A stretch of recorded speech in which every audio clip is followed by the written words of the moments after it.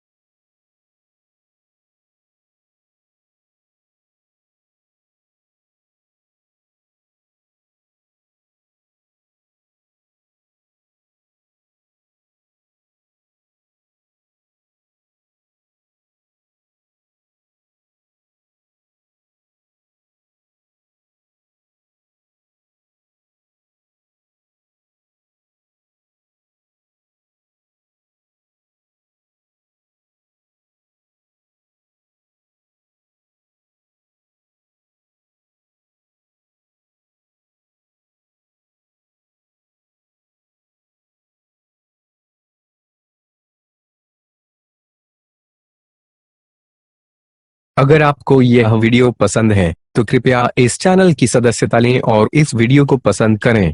अगर आपके पास वीडियो के लिए कोई सुझाव है तो कृपया टिप्पणी करें।